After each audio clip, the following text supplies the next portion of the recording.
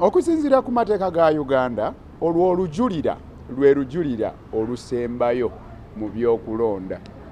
Amateeka gaffe agafuga ebyokulonda galambika nti bw'oba ojulidde ng'owakanya okusalawo kw'akakiiko k'ebyokulonda nga olw'okusalawo nga kuvudde ku kwemulugunya okuva mu kwewandiisa okuvuganya, kye tuyita nomination mu Lunyaanyimbe. Okujulira okwo kwoleese mu kkooti enkulu. Kkooti enkulu okusalawo kwayo mu kujulira kwe kubeera okwenkomeredde. Ne bw'oba ng'olina akowulira nga kakyakunuguuna muli, obudde buba bukomye. Okutuusa lwe tuliba tufunye omukisa ne wajjawo akakwesese we tweyongera okukubaganya ebirowoozo ku nsonga eyo, oba oli awo mu ngeri y'okulaakulana kw'amateeka, olwo lwe tuliddamu okunyumya ku nsonga eringa eyo. Naye kati amateeka gatukugidde nti tetukyasobola genda mu maaso na kujulira. Naye nga bannamateeka ba mukulu Walukagga naye kennyini tetuli bamativu n'ensala eyo olw'ensonga zino nti amateeka gateekawo ani omukugu mu byenjigiriza nga ye National Council for Higher Education ye UNEB, so si akakiiko k'ebyokulonda. Nga National Council for Higher Education bw'oba omutwalidde ebitabo byo nga bwe wabisoma, gwe ne bw'oba oleesa amawulire nga mawulire ga munno oba ngabo, n'egattagatta neeraba nga ddala obuyigiriza obulina, kasiteekuwa satifikeeti eyo gy'otwala mu Electoral Commission. Electoral Commission eba erina kulaba ng'ekuwandiisa. Si buvunaanyizibwa bwa Electoral Commission okusalawo ani alina obuyigiriza obujjudde.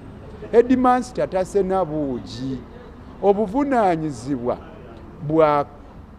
bw'abali abakugu mu byenjigiriza. Nga n'akakiiko k'ebyokulonda bwe kakaayanira nti ke kalina obuvunaanyizibwa okulangirira ani awangudde, n'akakiiko k'ebyenjigiriza bwe kalina obuyinza bwako okuzuula ani eyasoma akkirizibwa okwesimbawo. Mwami Walukagga yaleeta ebbaluwa entongole okuva mu National Council for Higher Education ng'egamba nti ono alina obuyigirize obumala. Ekyokubiri, tosobola kuddira muntu gwe bagenda okutikkira omwaka ogujja ng'afunye digiri oluvannyuma lw'okusoma emyaka 3 n'ogamba nti teyasoma, ng'ate n'ensoma yeeyo mateeka ge gagirambika. Nze ndabira ddala nga waliwo ebikunukira mu nsalawo eyo, naye amateeka gagamba eyo y'enkomerero. Omanyi mu mateeka gaffe munnanga omulamuzi ayina ebbeetu ne bw'aba asala ayina ebbeetu n'okkola ensobi, ate ne bw'aba akoze ensobi tavunaanwa. Kyova olaba nti mu misango egimu wabeerawo okujulira bw'oba tomatidde. Ekizibu nti mu misango gy'ebyokulonda tojuliranga bw'oyagadde nti paka kkooti lwe ziriggwayo. Nze ndaba nti twabadde batuufu eri kilayanti waffe mu ndaba y'amateeka, naye munnanga omulamuzi ye we yayimiridde ndowooza naye ayina engeri gye yabadde alengera. Era sikkiriza n'abo abalowooza mbu Nalukoola ne bapuliida banne si baakabi mu nsonga zino. Tuli baakabi nnyo, era mundeke mbeewaanireko okwo. Olaba emisango egyo gye bawaaba mu kakiiko k'ebyokulonda okwemulugunya, ojja kusanga nga Nalukoola ye taata w'okuzimba enkola eyo. Kuba emisango gye nawoze ebiri ne bannange mu mwaka gwa 2021, abamu ku baawaabanga bye baawaabanga byalinga biva mu kwewandiisa nomination. Ne mbagamba nedda temulina kuwaaba misango wano mu High Court nga girina kugenda mu kakiiko k'ebyokulonda. High Court terina buyinza kuwulira misango ng'egyo egyali badde gyatwalibwa edda mu kakiiko k'ebyokulonda ng'omusango ogwa Male Wilson ng'awawaabira Honorable Fred Kayondo. Mukulu Male Wilson yali akaayana ng'agamba nti esiginica si nywevu bulungi emikono egyali gisemba okwesimbawo kwa Honorable Kayondo. Ne tugamba kkooti enkulu nti ezo nsonga zaali za nomination. Kyekimu n'ebyava mu Katikamu South, omwami Gaddafi Nasulu ng'awawaabira Honorable Sekabira Dennis. Era nayo twabagamba nti kikyamu okuleeta ensonga zo nomination wano. Y'ensonga lwaki bangi bannabyabufuzi baayiga nga ffe tubasomesezza ti ensonga ozitwalawa mu Electoral Commission. Na bwe kityo bye tukola tubimanyi bulungi nnyo. Yeffe abamu ku abo abazimbye ennamula ya Uganda gye tuyita jurisprudence. Naye n'entaputa eno eyajja ku buyigirize bwa mwami Walukagga ya Mancholo.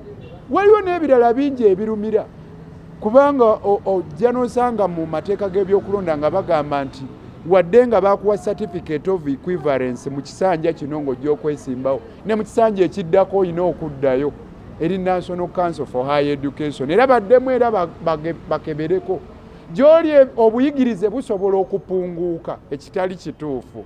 Ebyo byonna tujja kgenda nga tubitereeza nga bwe tutambuza amateeka oba oliawo ennamula ejja kgenda ekyuka.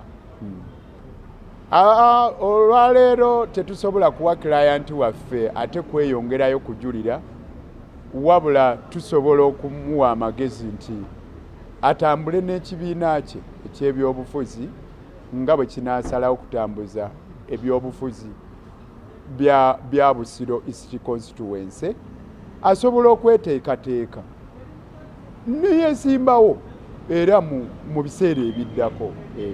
Omanyi okusomooza we kuli nti mu misango gy'ebyokulonda gyo gya njawulo gya kaseera katono, nti teziringa bw'olaba bw'oba okaayanira kibanja, ekibanja tekisenguka, naye ebyokulonda bya budde, obudde butuuka ne buggwako. Na bwe kityo tetusobola kusigala ate nga tunaanuula nnyo, tulina okumuwa amagezi kati ategekere olukontano oluliddako mu byobufuzi. Mwebale nnyo. And the procedure which is provided for under the electoral laws of Uganda does not allow any further appeal after the decision of the High Court. When you challenge the decision of the Electoral Commission before the High Court's decision is final. That is under Article 64 of the Constitution.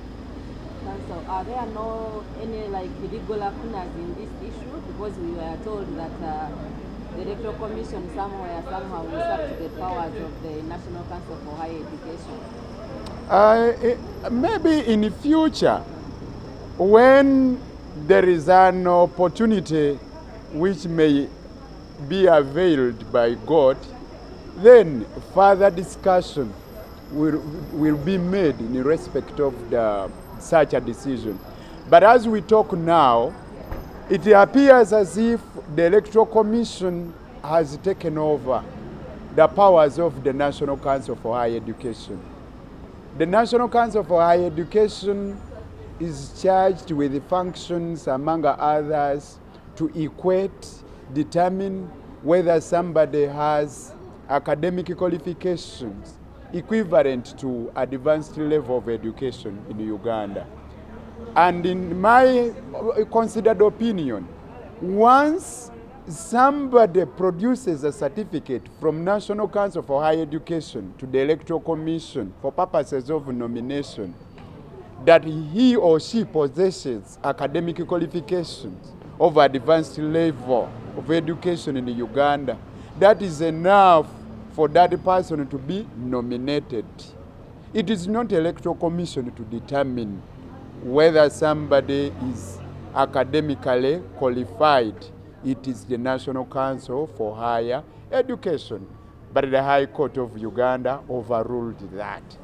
Yes. Meaning that you have... Yeah. The rules which govern appeals from the Electoral Commission to High Court provide to the effect that the decision of the High Court shall be final. But the decision of the High Court has left a lot only to be desired, in my humble view. Yes. You are not contented with it? Of course not. If somebody is graduating next year with a degree from a university in Uganda, then you can't say that that person's academic qualification is less than that of advanced level. Yes. Do you see it as political in nature? Yeah, we were right legally, maybe we were not right politically.